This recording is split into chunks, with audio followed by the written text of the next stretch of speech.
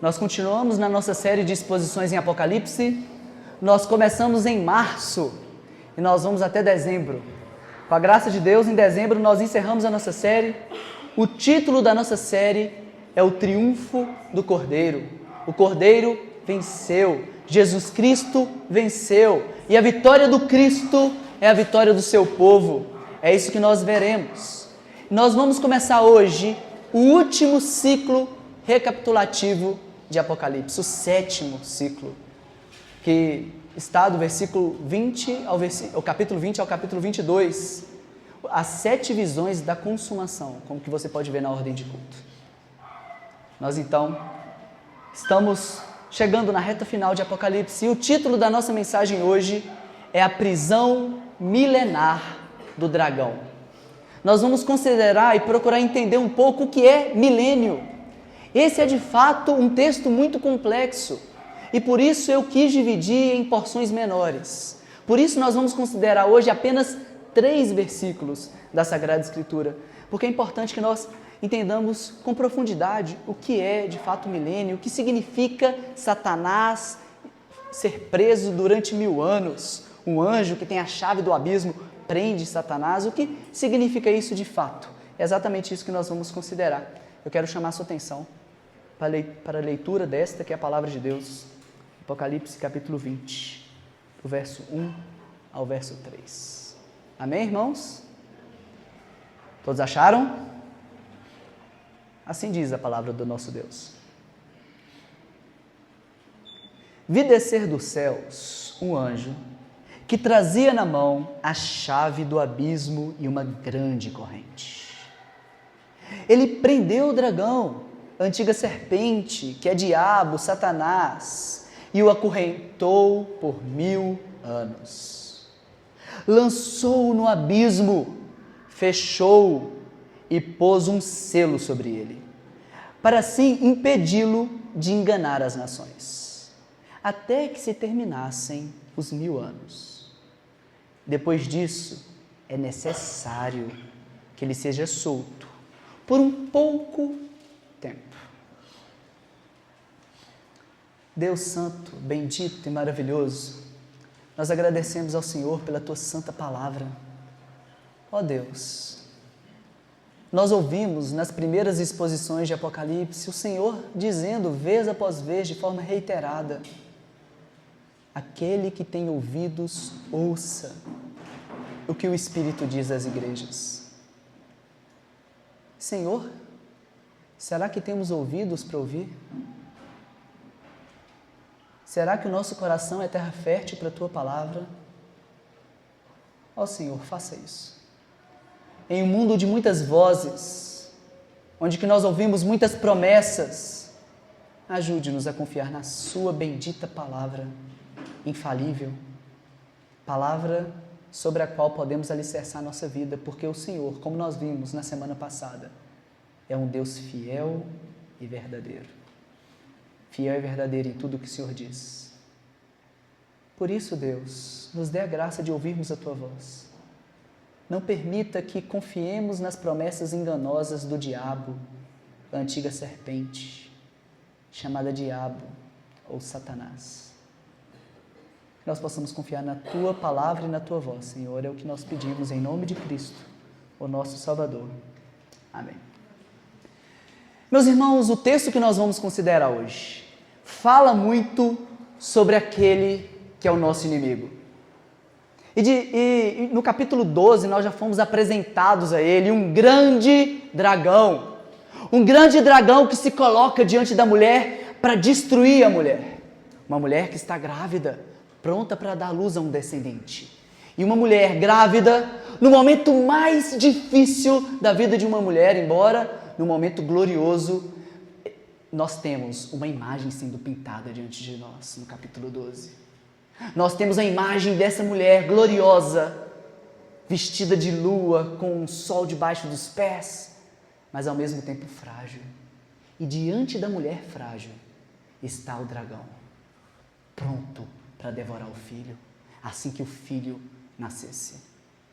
Só que nós temos em um versículo, de forma incrível, João trazendo para a gente o resumo de toda a vida do Cristo.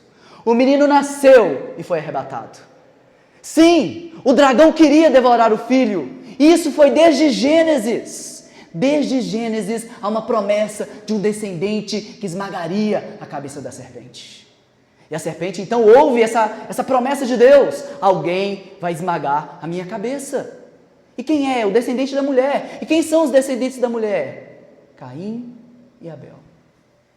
Mas Caim me pertence. Então eu preciso de matar Abel. Então o diabo, por meio de Caim, mata Abel. E ele poderia pensar, pronto. Estou salvo. Caim me pertence. E Abel está morto. Mas Deus... E toda a história do Antigo Testamento é a história do mar de Deus. Satanás tentando matar. É o que ele faz. É o que ele sempre fez. Tentando matar os hebreus por meio de Faraó. Tentando matar os descendentes de Davi, porque havia uma promessa mais específica que o rei viria da descendência de Davi. Então ele mata todos os descendentes de Davi, exceto um, que pela providência de Deus é preservado. Então, pela descendência de Davi, um menino nos nasceu, um filho nos foi entregue, o governo está sobre os seus ombros e o seu nome é Maravilhoso Conselheiro. Este menino é Deus forte. Esse menino é Pai eterno. E esse menino é Príncipe da paz. Ele vem trazer paz para aqueles que estão em guerra. E o que Satanás, o dragão, a antiga serpente, ele tenta fazer? Matar todos os meninos. Então, por meio de Herodes, ele mata. Só que Deus, em sua providência, protege o menino. E o menino nasceu. E o menino cresceu. E o menino nos ensinou o reino de Deus. O Verbo se fez carne, habitou entre nós, cheio de graça e de verdade, e vimos a sua glória, glória como do unigênito do Pai. Mas o que fizemos com esse menino que nos foi entregue? Nós o matamos. Mas como a morte poderia reter aquele que é o autor da vida? Como a morte poderia parar e brecar aquele que diz: eu sou o caminho, a ressurreição. Eu sou o caminho, a verdade e a vida. Eu sou a ressurreição. Eu sou a vida. Como que a morte poderia detê-lo? Não! Ele vence a morte e ele destrói Satanás. Se no começo dos evangelhos nós tínhamos Satanás dizendo: eu tenho autoridade, no final do evangelho, depois que Cristo vence a morte, ele diz aos seus poucos discípulos: vão, façam discípulos de todas as nações, batizem em nome do Pai, do Filho, do Espírito Santo. Eis que estou convosco todos os dias até a consumação dos séculos, porque toda autoridade me foi dada nos céus e na terra. Esse menino vence, esse menino glorioso vence o pecado e a morte. E a vitória desse menino é a vitória de todo aquele que confia nele. A vitória do Cristo é a vitória do povo de Cristo. Cristo veio se entregar e salvar a sua noiva. Uma vez que nós estamos unidos com Cristo, nós temos os benefícios de estarmos unidos com Jesus Cristo, o nosso bendito e maravilhoso Salvador.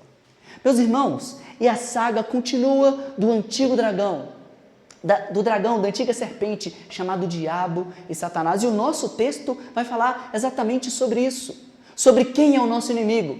E como disse C.S. Lewis em um livro magnífico e muito engraçado, chamado Cartas de um Diabo a seu Aprendiz, onde que você tem um diabo experiente, dando instruções a um jovem diabo, mal danado, na tradução da Thomas Nelson, dando instruções, avermelhando como que o diabo deve agir. E Lewis diz que esse foi o livro mais difícil dele escrever, né? Por tentar pensar em como Satanás quer nos destruir. E logo no começo do livro, Lewis diz algo interessantíssimo. Ele diz: nós cometemos 2 erros em relação ao nosso inimigo. 2. E nós queremos hoje que você evite os 2. O primeiro erro é você ignorá-lo. Achar que ele não é o seu inimigo e que ele nem existe no fim das contas. Então você está fazendo exatamente o que ele quer. Mas o segundo erro é você superestimá-lo. E você colocá-lo em outra conta. E tudo é então Satanás. E parece que nós divagamos entre as duas coisas. Ou Satanás não é nada, não existe essas coisas. Ou então tudo é o diabo, porque o diabo se levantou, e o diabo fez aquilo, e o diabo fez, e o diabo fez. Nós erramos nesses dois extremos, mas o que nós veremos hoje é como nós devemos considerar Satanás. Ele de fato é o nosso inimigo. Ele de fato quer nos destruir. Ele de fato é poderoso. Ele quer peneirar você. Ele quer acabar com você. E ele pode fazer isso se você não estiver em Cristo. Se você não estiver em Cristo, Satanás tem uma base para acusar e destruir você. Porque o salário do pecado é a morte. Todos nós pecamos. E o que Satanás sempre fez, como o próprio nome dele diz, acusador. Ele é um acusador dentro do tribunal divino. E o que nós vimos, como que é jurídico o capítulo 12 de Apocalipse. Como que o capítulo 12 de Apocalipse trata de termos jurídicos. Ou seja, Satanás tinha legalidade para nos acusar diante do Senhor. É como se Satanás dissesse o seguinte: Senhor, por que o Senhor poupa esse povo?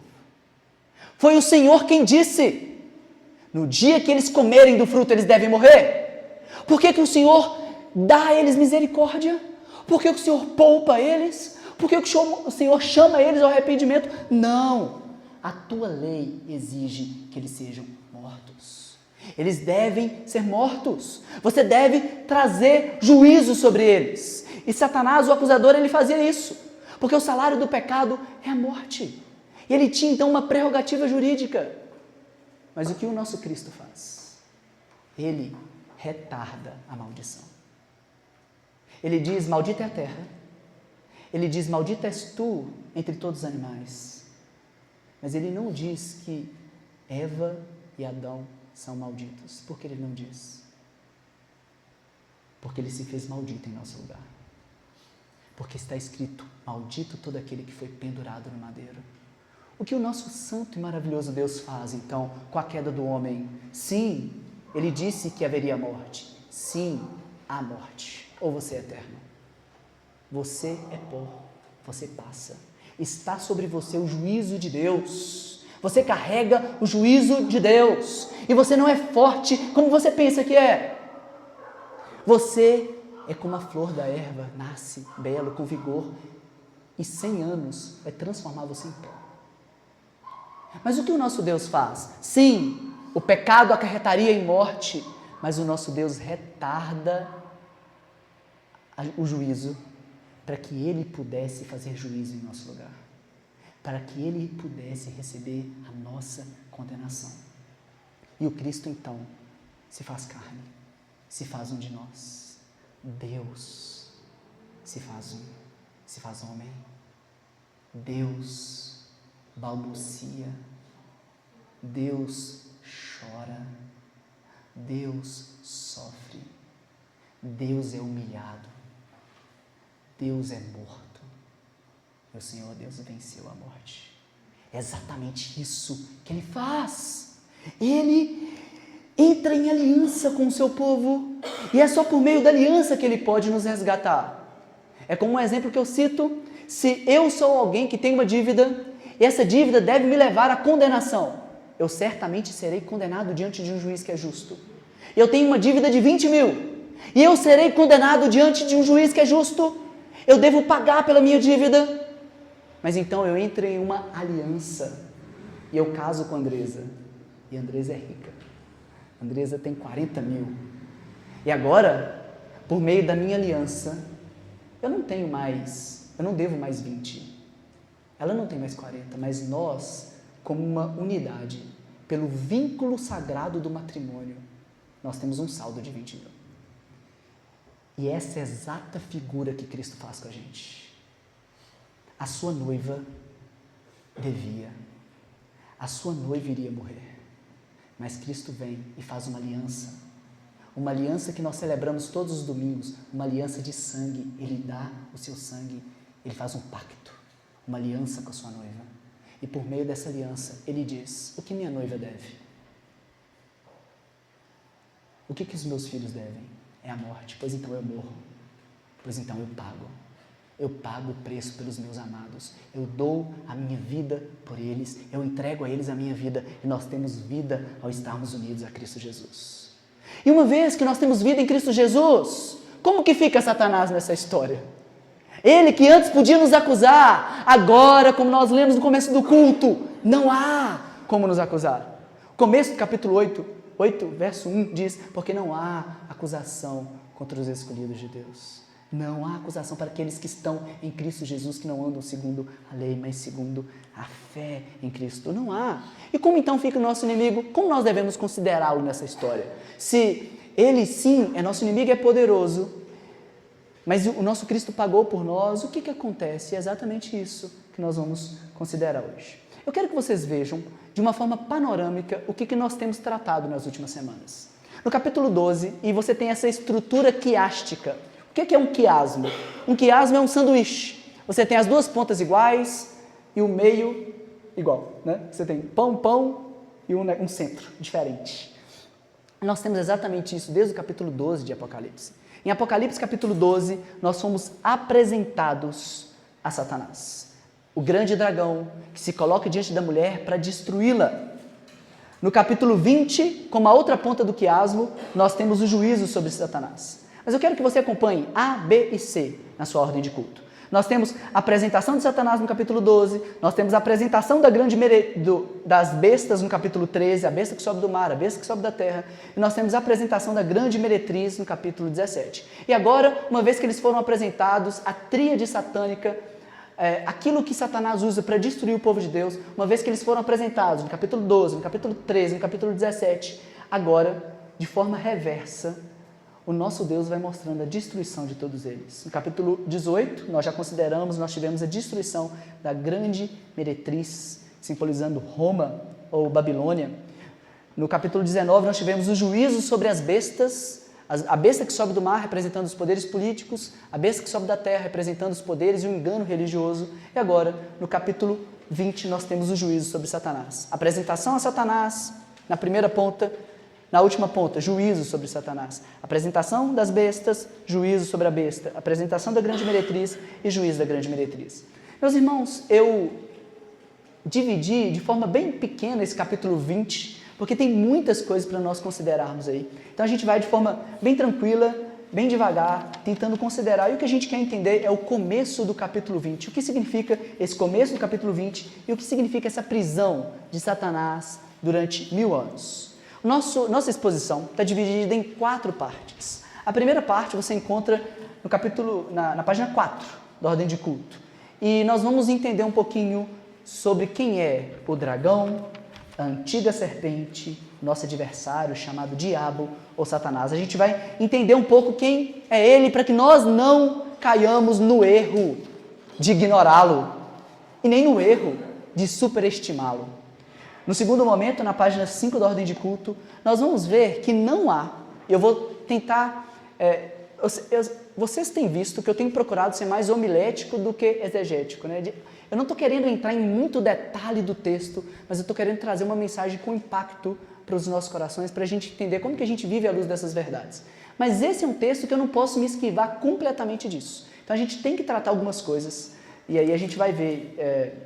na segunda parte do sermão, que não há uma sequência cronológica entre o capítulo 19 e 20. Sim, há uma sequência textual, normal, mas não há uma sequência cronológica. A gente vai tentar mostrar isso de alguma maneira. Depois, no terceiro ponto do sermão, a gente vai ver as semelhanças que há entre o capítulo 12, que nós consideramos, e o capítulo 20. E por último, na página 6 da ordem de culto, a gente vai ver sobre a prisão milenar do dragão, que é o título do nosso sermão. Vocês estão comigo, irmãos? Depois dessa longa introdução.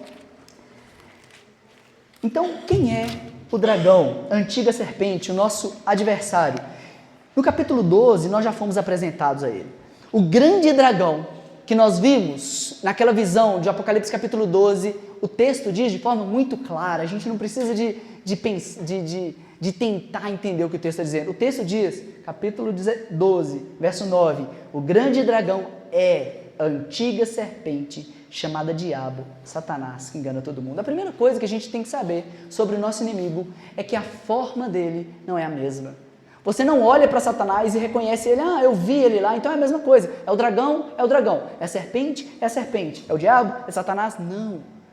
Satanás se disfarça de anjo de luz. Se tem uma coisa que nós temos que saber sobre o nosso inimigo, é que ele se disfarça de anjo de luz. Portanto, se eu sou casado, como que Satanás se apresenta a mim? Com chifre e tridente. Não, irmãos, assim eu fugia dele. Ele se apresenta com uma proposta de adultério, com uma proposta de lucro indevido. Ele se apresenta tentando corromper o meu coração. Ele se apresenta tentando distorcer a palavra de Deus. Vamos lá. É o próprio Satanás que possuiu Judas. Satanás possuiu Judas. E como que Judas age? Ele dá um beijo no Salvador. Um beijo. Ele estava possuído por Satanás. Ele dá um beijo. Pedro, depois da sua afirmação que tu és o Cristo, Filho de Deus, bem-aventurado és tu, Simão Barjonas, porque não foi carne ou sangue que te revelou, mas o meu Pai que está nos céus. Ele diz, Senhor, o Senhor não vai morrer não. Afasta de mim, Satanás. O Senhor Jesus conseguia discernir a nuance satânica nas palavras de Pedro. E nós devemos saber isso. A primeira coisa que nós temos que entender sobre o nosso inimigo é que ele se disfarça. Em todo o livro de Apocalipse, ele já foi apresentado de diversas formas e diversas maneiras. Acompanhe comigo na página 4 da Ordem de Culto, um pouquinho sobre essas descrições e o que significa cada uma dessas descrições. Porque cada uma das descrições do nosso inimigo fala e ensina algo sobre ele. Primeiro, o termo dragão aponta para a sua força e maldade, ou seja, o nosso inimigo é forte, o nosso inimigo é mau, ele quer nos destruir, ele não se importa conosco, não há bondade nele. A mentira, quando ele fala mentira, ele fala do que lhe é próprio, ele engana, ele mente, ele é mau. Ele não se importa com seus aliados. Nós temos visto isso em Apocalipse. A grande prostituta Babilônia, ela faz um acordo com a besta. E no fim das contas é a besta que mata ela. É assim que Satanás faz. Quando você ouvir a voz dele, ele vai matar você. Ele não quer o seu bem. Ele quer destruir você. Ele é mau. E ele não é só mau. Ele é forte. E a figura do dragão ensina isso pra gente. Qual que é a sua chance contra um dragão? Para aqueles que leem Tolkien, eles vão ver muito melhor isso. Qual que é a chance de Bilbo Bolseiro de Bolsão contra o grande Smaug? Não há, a não ser a providência de Deus. Irmãos, o nosso inimigo é um dragão. Sim, ele não é um dragão literalmente, mas ele é poderoso como um dragão, ele tem a força de um dragão, ele tem a maldade de um dragão. Leia Tolkien, irmãos. Não fique vendo esses contos de fadas modernos, onde que eles botam o dragão bonzinho. Ele não é bonzinho. O dragão é mau. Ele quer destruir você. O primeiro termo nos fala disso, da força e da maldade do dragão. O segundo, a antiga serpente, que identifica o dragão como a serpente de Gênesis capítulo 3, descrevendo o seu papel como enganador. Aquele que introduziu a desobediência e o mal na raça humana. Ele ludibria e ele é bom em fazer isso. Ele engana. Ele tem promessas. E as promessas são maravilhosas. As promessas do dragão são maravilhosas. Quem esteve aqui na semana passada viu que as promessas do dragão são maravilhosas. Tipo essa. Uma promessa. Maravilhosa, essa promessa é maravilhosa. Você vai emagrecer em 5 dias sem fazer nenhum exercício, só me pagando R$99 por mês. Que promessa incrível. Que promessa maravilhosa. Você vai emagrecer. Sério mesmo? E aí nós compramos. E nós perdemos R$99 por mês. Porque a promessa ela pode ser maravilhosa, mas ela é falsa. Ela engana. O pecado promete você uma coisa, mas ele não entrega o que ele promete. Ele promete para você satisfação, mas ele entrega morte.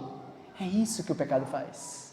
A promessa é linda, mas o que ela entrega não é isso. Portanto, a lascívia pode dizer para você, vem, você vai ter delícias e prazeres comigo. Mas o que você encontra é destruição, é morte. O diabo, seu inimigo, sabe o que ele é? É enganador. E você, quem é você? Você é tolo. Você é ovelha tonta. Ovelha é tonta, míope, não enxerga. E o seu coração é enganoso, completamente corrupto. Você está perdido, irmão. Você tem alguém que é muito bom em enganar. E você é muito bom de comprar as promessas falsas dele. Acabou, casou. Não tem solução para você, não tem jeito, a não ser Cristo. A não ser você começar a confiar em promessas, que apesar de difíceis, são verdadeiras. Ele é fiel e verdadeiro em todas as suas promessas. Céus e terra vão passar, mas as suas palavras não vão passar. Confie a sua vida, não na incerteza e no engano de Satanás. Confie a sua vida em Cristo Jesus, o seu Senhor, o seu Salvador, aquele que é a própria verdade. Por que você vai confiar naquele que é o pai da mentira? Por que você vai confiar em promessas falsas? Para de seguir os coaches e de comprar esses cursos doidos aí. Irmãos, são promessas falsas, promessas mentirosas. Nós não podemos confiar. O nosso inimigo, ele é um dragão, ele é forte, ele é mau. O nosso inimigo é uma serpente, traiçoeiro, enganador.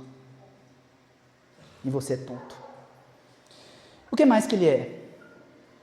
Os dois próximos termos são mais comuns na literatura canônica e extracanônica para descrever o dragão. São termos correlatos. Diabo, o termo grego que significa difamador, acusador. Então, ele é aquele que difama, ou seja, ele fala o que não é verdade. Portanto, Deus diz, não coma do fruto. Ele diz, Deus está falando isso? Mentira. Não é assim não, que Deus está dizendo. Ele difama, ele vai contra, ele desonra, ele mente e ele acusa. Justamente e injustamente. Ele acusou Deus injustamente.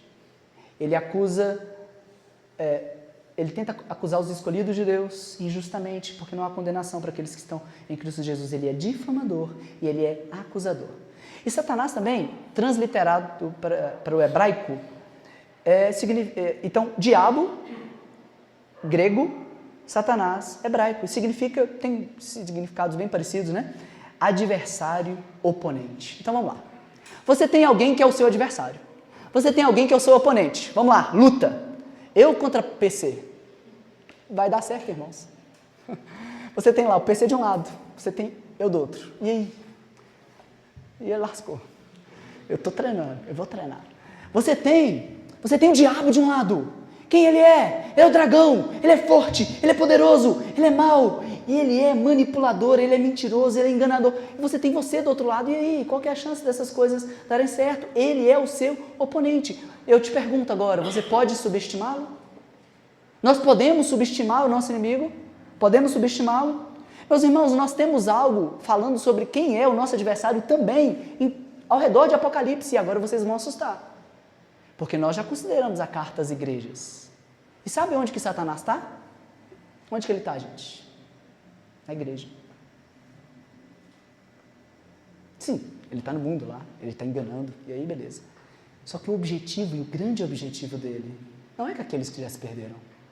O objetivo dele é com aqueles que têm fé em Cristo Jesus. Nós expomos aqui toda a carta de Paulo a Timóteo, não foi?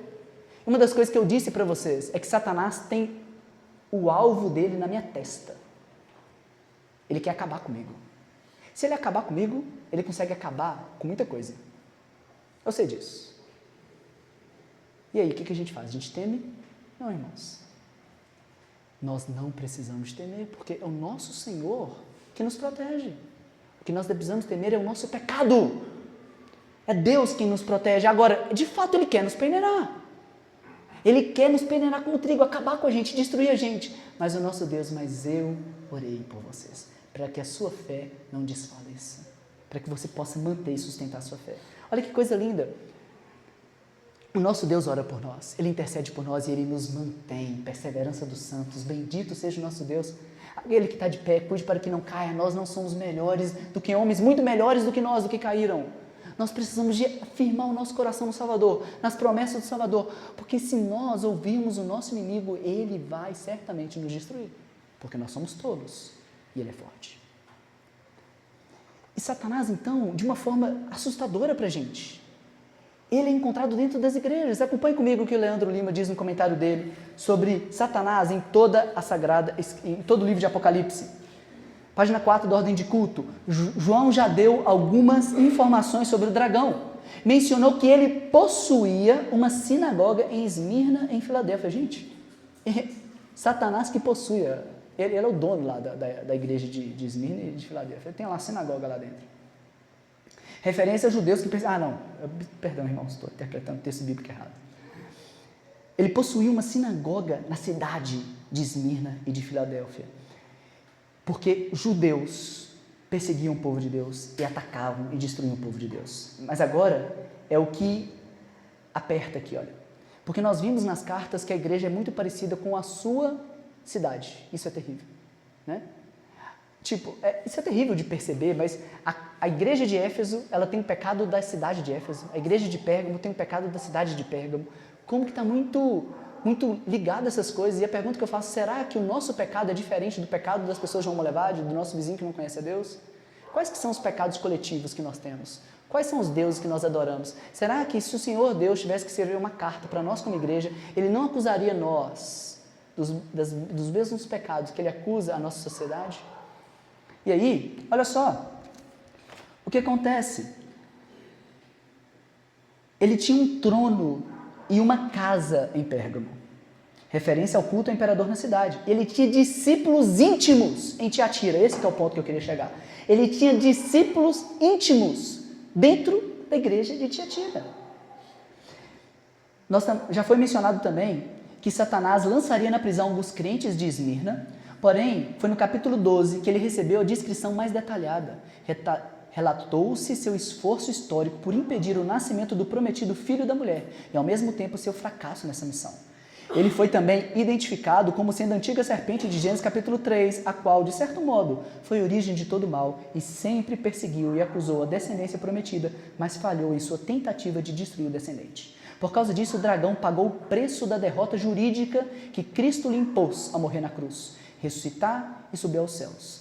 E foi sua expulsão do céu a perda do direito de acusar o povo de Deus nos lugares celestes. Ele também perdeu o direito de enganar e seduzir as nações, pois Cristo ordenou que o evangelho fosse pregado em todo o mundo. Assim, a principal cabeça do sistema do dragão foi ferida. Ele foi lançado para a terra em estado de fúria total. No capítulo 12 nós consideramos isso. Mas limitado de alguma maneira, e agora a gente começa a entender o que significa Satanás estar preso, limitado de alguma maneira, tendo que lançar mão de instrumentos não totalmente eficazes, por mais terríveis que sejam, para dar vazão à sua cólera contra a mulher e contra os descendentes dela, identificados especificamente como os cristãos. Então, qual que é o ponto aqui? Resumindo, Satanás ele sofreu uma derrota na cruz, e a gente vai ver o que significa esse amarrar, o que significa um anjo veio e amarrou Satanás durante 1000 anos, o que significa isso? Ele sofreu uma derrota, e quando que Satanás foi destruído? Nós veremos, ele foi amarrado. Quando ele foi amarrado? Ele foi amarrado na primeira vinda de Cristo. Jesus amarrou, Jesus limitou a sua ação. Alguém amarrado é alguém que tem ação, é alguém que está vivo ainda, alguém que ainda tem como se locomover, mas ele está limitado de alguma maneira. Ele não pode dar cabo a todos os seus desejos. Ele quer peneirar você, mas ele não pode. Por quê? Porque o nosso Cristo amarrou o valente. Exatamente isso que nós vamos considerar. Mas o primeiro ponto que é muito importante você entender quem é o seu inimigo. 1 Pedro, capítulo 5, verso 8 e 9 diz: estejam alertas e vigiem, o diabo, o inimigo de vocês, anda ao redor como leão, rugindo, procurando a quem possa devorar. Resistam permanecendo firmes na fé. Nós temos um inimigo, ele é um dragão, ele quer acabar com você, ele quer destruir você, ele é forte, ele tem poder, e é isso que ele intenta fazer. Meus irmãos, eu vou ter de, por mais que eu resumi essa mensagem, eu vou ter de passar um pouquinho mais rápido no ponto 2 e no ponto 3, para a gente chegar na grande aplicação que eu quero trazer para a gente hoje, que é o ponto 4, que é o título do nosso sermão, que é a prisão, o título do nosso sermão, a prisão milenar do dragão. Mas a primeira coisa que nós temos que ter em conta ao considerarmos e interpretarmos Apocalipse capítulo 20 é nós entendermos a descontinuidade que há entre o capítulo 19 e o capítulo 20. Nós já vimos e temos visto de forma reiterada, se você for aí na página 3 da Ordem de Culto, você consegue ver essas 7 repetições que há no livro de Apocalipse. A primeira repetição, do capítulo 1 ao 3, é Cristo e as 7 igrejas. São 7 vezes 7. Primeiro, do 1 ao 3, o Cristo e as 7 igrejas. Segundo, o Cordeiro e os 7 selos. Terceiro, as 7 trombetas. Depois o dragão e as 7 vozes. Depois as 7 taças. Depois as 7 visões de julgamento. E agora as 7 visões da consumação. 7 vezes 7. 7 vezes nós temos a história da redenção sendo contada. Isso é muito claro quando a gente vai ler Apocalipse. Se você for querer ler Apocalipse de forma cronológica, você vai ter sérios problemas interpretativos. Você vai fazer uma bagunça em Apocalipse. Você não vai conseguir entender absolutamente nada da carta. Porque várias vezes, nós já vimos isso de forma reiterada, várias vezes acontece o seguinte: o Cristo vem, ele é glorioso, ele vence, o povo de Deus é perseguido, mas depois que o povo de Deus é perseguido, o povo de Deus clama a Deus, e Deus vem então em poder e julga o mal, e acaba o mal, e tem louvor no céu, e acaba todas as coisas, e acabou, acabou. E depois você começa de novo essa história sendo contada de uma forma mais intensa, olhando por um outro ângulo, a história da redenção, a história do evangelho.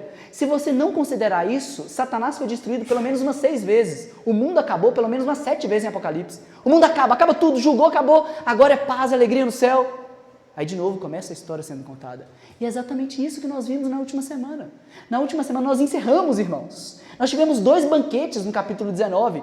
O banquete do Cordeiro de Deus, aqueles que servem a Deus, e o banquete dos ímpios, daqueles que se opõem a Deus. E o que aconteceu com eles? Eles foram derrotados, completamente destruídos. A carne deles foi entregue às aves de rapina. Acabou. Não tem mais, acabou. Não tem mais inimigos de Deus. Mas no capítulo 20 nós vimos que o inimigo está lá de novo. Satanás está lá de novo e ele vai ser preso. Então, o primeiro ponto que eu quero que você entenda é que há uma quebra do capítulo 19 no capítulo 20. No capítulo 20 nós tínhamos o quê? Consumação, acabou tudo, julgou, acabou o juízo e agora é só glória. E no capítulo 20 nós vamos começar a ver de novo o inimigo tentando, ainda subsistindo de alguma forma, e Deus mais uma vez destruindo ele, e os santos mais uma vez louvando ao Senhor. Isso vai acontecer pela última vez. Acompanhe comigo, por favor, na página 5, eu sei que tem algumas ordens de cultos aí que dobraram, né? Mas na página 5 diz o seguinte: o capítulo 19 terminou com um relato da batalha em que os reis poderosos das nações estiveram reunidos para pelejar contra aquele que estava montado no cavalo branco. Mas o final dessa história foi a descrição da completa derrota desses reis e comandantes, logo após a prisão da besta e do falso profeta. Os restantes foram mortos, então, a besta e o falso profeta foram mortos, e os restantes foram mortos com a espada que saía da boca daqueles que estavam montados no cavalo. Quem são essas nações rebeldes que de algum modo sobrevivem ao retorno de Cristo? Portanto, uma leitura cronológica e literal dos eventos tornaria impossível que as nações fossem enganadas e voltassem à guerra no capítulo 20. Afinal, todas elas foram destruídas na batalha no capítulo 19. Os pássaros se saciaram com a sua carne. Na verdade, como já vimos, o capítulo 19 relatou pela 6ª vez o confronto final no momento da volta de Cristo. Por diversas vezes no livro, fomos informados de que os poderosos do mundo são destruídos nesse momento. Se não entendermos a questão da recapitulação na batalha final e insistirmos em literalismo e sequência temporal, teremos que admitir que as nações rebeldes serão esmagadas 7 vezes em Apocalipse. O capítulo 20, portanto, retoma o assunto da batalha final e conduz até a destruição do maior de todos os inimigos. Então, é como se acontecesse o seguinte: o que nós temos no capítulo 20? Eu vou falar um pouquinho do que está aí no ponto 3, eu não vou ler, porque para a gente ganhar um pouquinho de tempo. Mas o que nós temos no capítulo 12? Nós temos no capítulo 12 o dragão se colocando diante da mulher para devorar o seu filho. Só que ele não consegue, ele é derrotado. E uma vez que ele é derrotado, Miguel e seus anjos o expulsam do céu, o jogam na terra. E uma vez que ele foi jogado na terra, agora ele está irado e ele quer destruir os descendentes da mulher. Já que ele não pôde destruir o descendente, que é o Cristo, ele se põe para lutar contra aqueles que são os descendentes da mulher. O que significa isso? Significa que Satanás ele tem um interesse próprio naquele que é crente. Satanás não tem interesses em Caíns. Caíns já pertencem a ele. Satanás tem interesse em Abéus. Satanás tem interesse em povo de Deus e ele está pronto para destruir e para guerrear o povo de Deus. Só que ele foi lançado e ele sabe que lhe resta pouco tempo. Então ele então chama os seus aliados. Capítulo 13, a besta que sobe do mar, a besta que sobe da terra, o poder político, o poder religioso para enganar, ludibriar, enganar as pessoas. Ele tenta então com suas falsas promessas enganar as pessoas. Ele chama a grande meretriz, os luxos, os prazeres desse mundo para tentar corromper o povo de Deus. Mas é o que nós temos visto de forma recorrente, é que Satanás perde. Ele perde mais uma vez. É derrotado o seu inimigo, é derrotado o seu outro inimigo, o seu aliado, é derrotado o seu outro aliado. E agora chegou a vez de João mostrar A derrota do próprio Satanás, do próprio adversário. E tem uma semelhança muito grande entre o capítulo 12 e o capítulo 20 de Apocalipse. Eu quero que você depois leia e considere isso na sua casa. Mas, meus irmãos, a gente precisa de fechar essa mensagem. A gente precisa de trazer o grande cerne e o que nós podemos aprender desses 3 versículos. É a prisão milenar do dragão. E o que significa isso? Eu quero ler o texto mais uma vez. Apocalipse capítulo 20. Vi descer dos céus um anjo que trazia na mão a chave do abismo e uma grande corrente. Ele prendeu o dragão, a antiga serpente, que é diabo e Satanás, e o acorrentou por 1000 anos. A primeira coisa, cadê a batalha aqui? Um anjo do céu. Um anjo, ele desce. Eu vi descer dos céus um anjo que trazia na mão a chave do abismo. Lembra lá do capítulo 9, da chave do abismo? Lembra lá do Gadareno, onde que quando eles se aproximam de Cristo, os demônios se aproximam de Cristo, eles imploram para o Cristo, não nos mande para o abismo, não nos mande para o abismo, não nos coloque ali, não nos restrinja, deixa que a gente vá para os porcos. Então Cristo permite. Mas nós sabemos que há alguns demônios que estão presos em abismos. Sim, há demônios que estão livres e agem, e são os nossos inimigos, mas há demônios que estão presos, espíritos enganosos que estão presos, mas que serão libertos para enganar aquele que tem a marca da besta, para enganar aqueles que não são fiéis a Cristo Jesus. Haverá um engano massivo das pessoas que... E isso por permissão de Deus. Se possível, enganaria até os escolhidos, né? Mas não é possível. Mas sim, Deus deixa com que as pessoas sejam provadas. E aí, esse anjo, mais uma vez, um anjo, chega, prende Satanás durante 1000 anos. Lutero tem uma frase incrível, ele diz, Satanás é o cachorro na coleira de Deus. Ele vai até onde o Senhor permite. Ele não pode ir contra aquilo que o Senhor permite. Ele age dentro daquilo que o nosso Deus, em sua soberania, permite. Portanto, meus irmãos, no fim das contas, a nossa vida está na mão do nosso Deus. Sim, Satanás quer nos destruir. Mas até aquilo que ele intenta para o nosso mal, Deus transforma o mal em bem.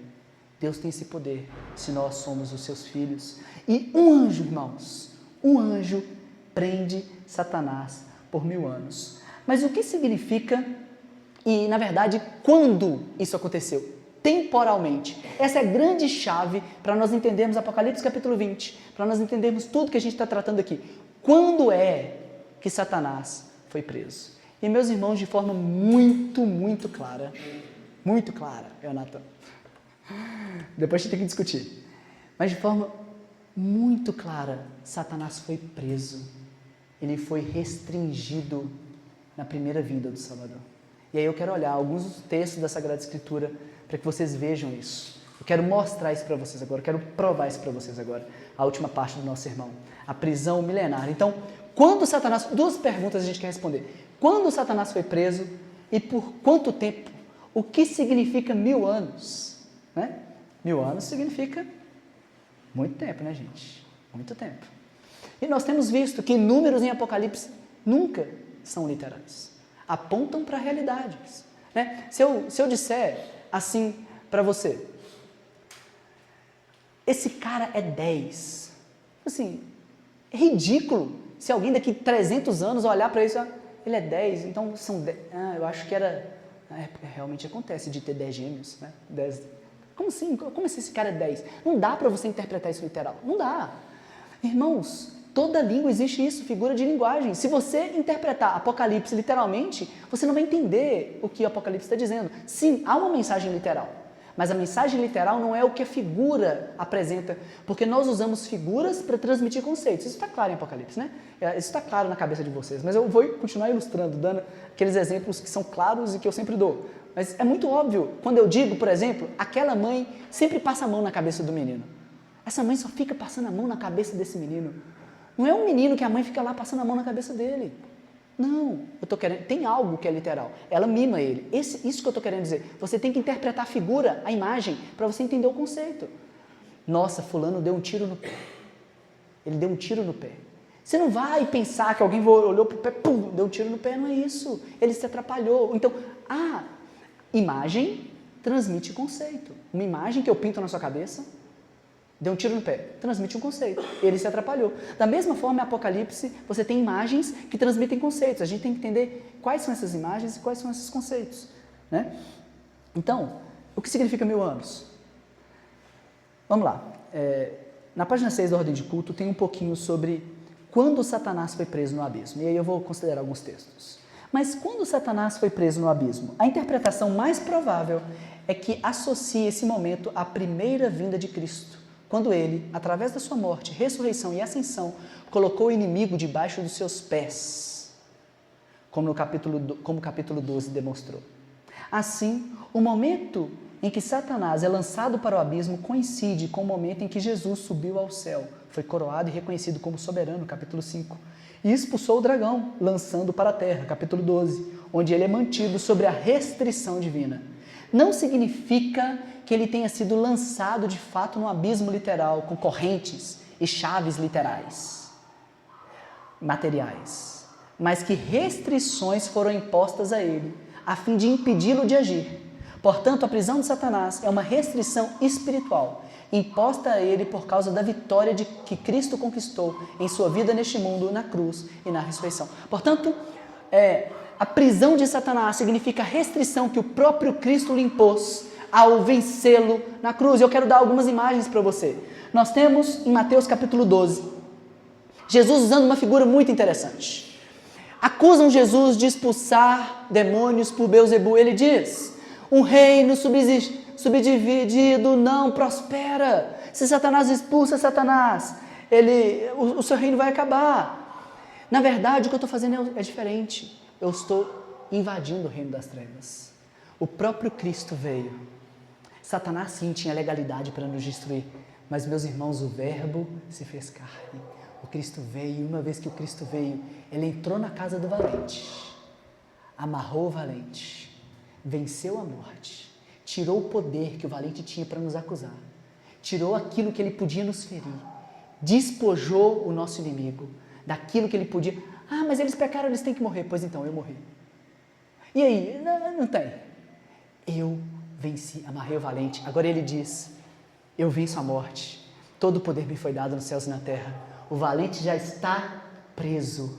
Invada o reino das trevas e saqueie o reino das trevas. Como pode alguém entrar na casa do valente e roubar-lhe os bens se primeiro não amarrá-lo? Quem são os bens do valente? São as almas. E é muito torto a forma da gente interpretar aquele versículo, porque as portas do inferno não prevalecem contra a igreja, não é? E como que a gente geralmente usa esse negócio? A gente usa assim: o inimigo está se levantando. Ele está se levantando, mas as portas do inferno não prevalecerão, irmãos. Mas porta não é instrumento de ataque. Porta é instrumento de defesa. O inimigo não levanta nada. Quem levanta é a igreja. A igreja levanta. E a igreja mete o pé na porta do inferno. A igreja prega o evangelho. E o evangelho salva as pessoas. E Satanás não pode fazer absolutamente nada. O valente foi preso. Ele está preso, é a mesma figura, o mesmo termo grego, está preso. Prendeu por 1000 anos.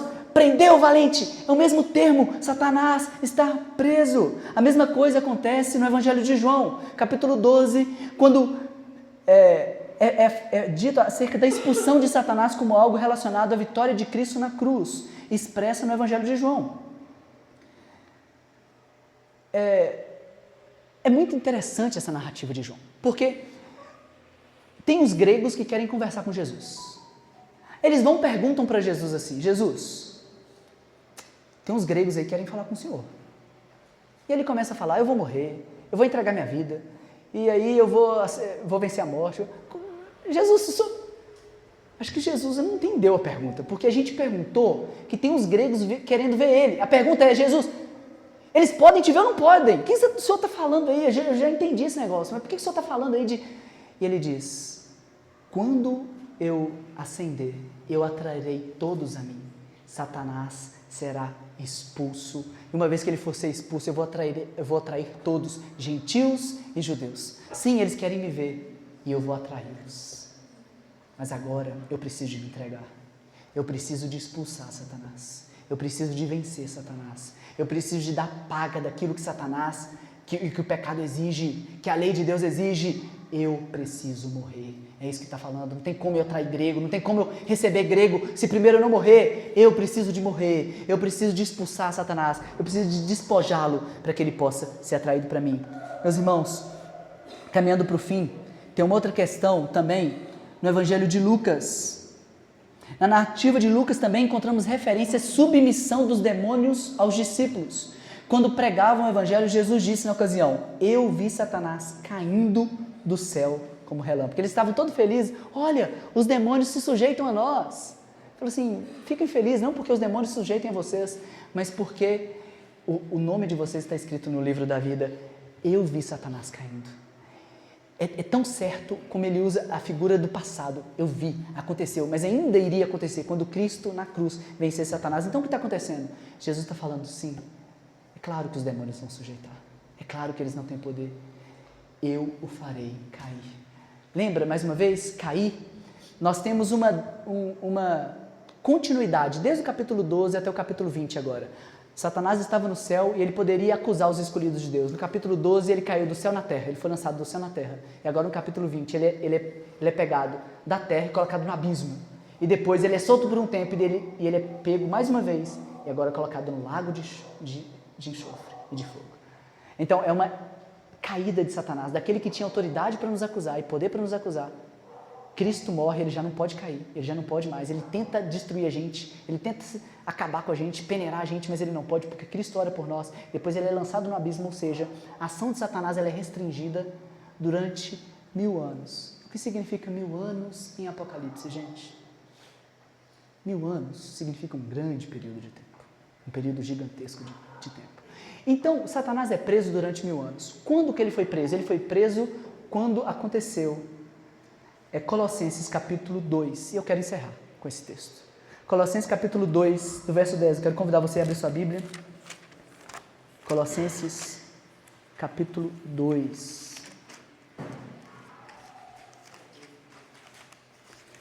Verso 10, irmãos. Para nós encerrarmos aqui. Colossenses 2, 10. Colossenses 2, 10. Pode ser o 9, pode ser do 9 em diante. Todos acharam? Quando, mais uma vez eu faço a pergunta, quando Satanás foi preso, quando ele foi restringido na sua ação, como ele perdeu o poder de acusar os escolhidos de Deus? Paulo nos diz em Colossenses, capítulo 2, verso 9, pois em Cristo habita corporalmente toda a plenitude da divindade. E por estarem nele, que é o cabeça de todo poder e autoridade, vocês receberam plenitude. Olha que coisa linda, por nós estarmos em Cristo, nós recebemos plenitude. Ele tem todo o poder, ele tem toda a autoridade. Nele também vocês foram circuncidados, não com a circuncisão feita por mãos humanas, mas com a circuncisão feita por Cristo, que é o despojar do corpo da carne. Isso não aconteceu quando vocês foram sepultados, isso aconteceu quando vocês foram sepultados com ele no batismo e com eles ressuscitados mediante a fé no poder de Deus que o ressuscitou dentre os mortos. Agora, verso 13, esse é o central, irmãos. Quando vocês estavam mortos em pecados e na incircuncisão da sua carne, Deus os vivificou em Cristo. Ele nos perdoou de todas as nossas transgressões e cancelou a escrita de dívida que consistia em ordenanças que nos era contrária. Ele a removeu, pregando-a na cruz. Ele a removeu, pregando-a na cruz. E tendo despojado os poderes e as autoridades, fez deles um espetáculo público, triunfando sobre eles na cruz. Meus irmãos, quando Satanás foi preso na cruz do Calvário, acabou o poder de Satanás de acusar os escolhidos de Deus. Na cruz do Calvário, o nosso Cristo despoja o nosso inimigo. O que significa? Significa isso? Significa que sim, tem você que é tolo e fraco. Sim, tem um inimigo que quer destruir você. Ele é forte.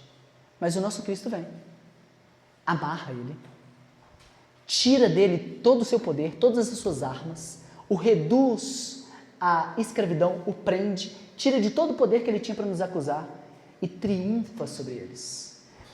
Paulo aí está usando uma linguagem romana de guerra.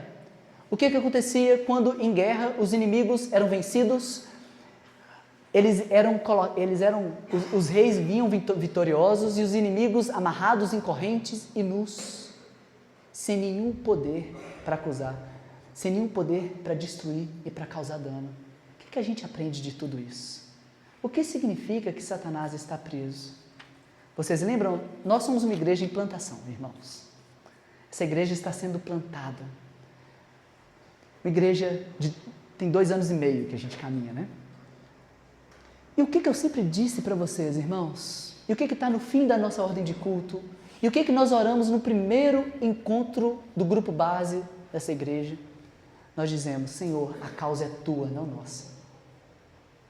Se nós estivéssemos batalhando em uma causa própria, nós iríamos perder. O nosso inimigo é mais forte. Mas a causa que nós lutamos não é a nossa causa. A causa que nós batalhamos, e nós damos a nossa vida, é a causa gloriosa do Evangelho. E, meus irmãos, o Evangelho vai triunfar. A igreja de Cristo vai vencer, porque Jesus já venceu na cruz. Nós não precisamos temer. E o que nós podemos aplicar para nós, que somos uma igreja em plantação? Irmãos, não existe nada mais lindo, nem mais belo do que a igreja de Cristo. A igreja de Jesus é o corpo de Jesus na terra. Nós somos sal e luz do mundo. O nosso inimigo é forte, mas ele não pode contra a igreja. A igreja de Cristo invade o reino das trevas. A igreja de Cristo vive de forma diferente do mundo que nos cerca. Nós somos diferentes, irmãos. Somos. E se o sal for insípido? Para nada mais presta, a não ser para ser pisado. Eu quero fazer uma pergunta para você. Você quer ser pisado? Nós só temos um propósito e um objetivo como igreja, irmãos. Vivermos exatamente como Jesus nos ordenou. E se nós vivermos exatamente como Jesus nos ordenou, nós triunfaremos junto com o Cordeiro. O Cordeiro vence, nós somos o povo dele, nós vencemos junto com o Cordeiro, nós não precisamos temer, nós não precisamos ficar temerosos, nós pregamos o Evangelho e as pessoas são salvas por meio do Evangelho.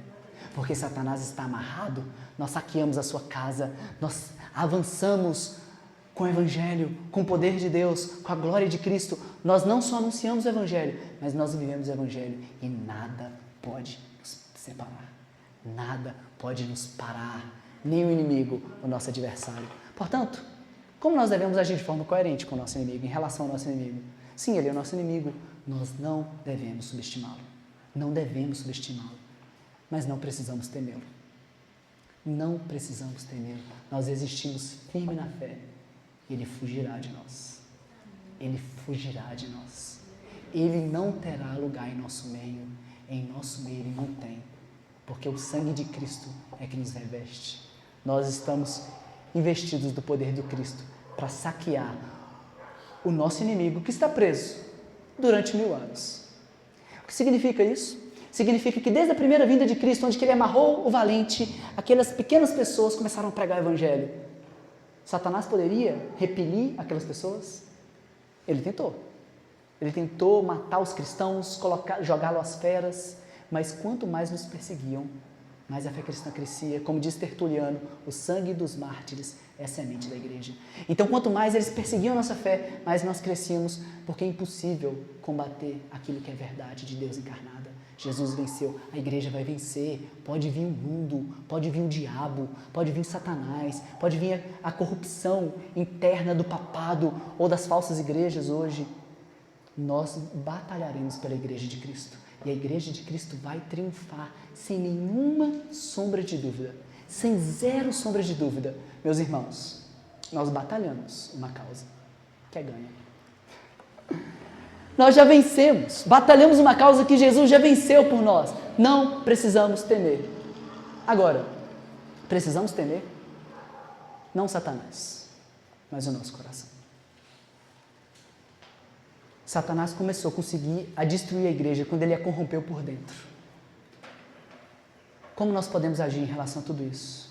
Focarmos a nossa vida em obedecer ao nosso Deus. E aí não tem mais para Satanás, nem para o nosso inimigo. Eu quero que você saiba dessa confiança que há em Cristo. Eu não quero que você fique assustado com o diabo, com medo dele, ou temeroso. Ai, mas Satanás, E Satanás não, irmão, olha para o seu coração e acabou. Ele não tem como ele destruir você se você está em Cristo Jesus. Não tem como. Mas também não negligencie o poder que Satanás tem, a base de operação dele, que é o seu próprio pecado. E se você viver de forma impenitente em seu pecado, ele vai entrar, ele vai peneirar você, ele vai acabar com você. Mas nós estamos em Cristo e nós já temos vitória nele. Vamos orar? Quero convidar você a curvar sua cabeça para que nós possamos orar ao nosso Deus.